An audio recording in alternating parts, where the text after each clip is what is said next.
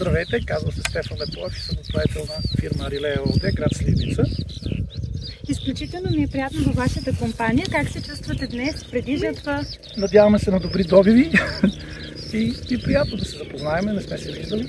А ние ви го пожелаваме добри добиви, дано бъдете напълно доволен от реколтата тази година и всяка, разбира се, не само тази. А ние сме тук, тъй като вие сте употребили един от нашите фокус продукти, а именно Тепсем. Справи се безупречно, пшениците се виждат все още наливат и чакаме жатва. Бихте ли го употребил отново? Да, разбира се, като цена-качество е перфектен. Радваме се и ви благодарим за доверието, което имате към продукта. Откъде разбрахте за него? Ами от дистрибуторите, госпожа Даринка Алексиева, която е за региона. Препоръчаме го, доверих и се и съм доволен.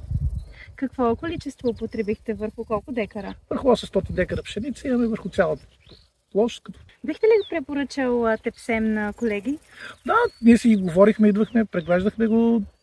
Основното, което питаха, как за тази цена върши тази работа, просто го видях.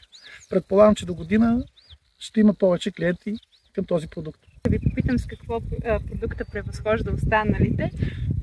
Това е цената и качеството, просто си върши работата и много изгодна цена. Радваме се да го чуем и ви съветваме и вие да се доверите на продукта. Ако имате интерес към него, може да потърсите нашите търговски представители по региони. В нашия сайт може да откриете информация за тях. А вие какво бихте пожелал на нашата аудитория? Ами да произвеждат и да предлагате все повече добри продукти на добри цени, защото в това време, което е в момента ниски цени и висока себестойност се получава на продукцията, просто е наложително да има качествени продукти на добра цена. Напълно сме съгласни и от АСИЕМ ще подаваме ръка на всеки фермер. Благодаря. И ние благодарим за отделеното внимание, особено в този нажежен, забързан сезон. Бързаме да изпревариме времето, да няма градушки. Това е най-важно за нас.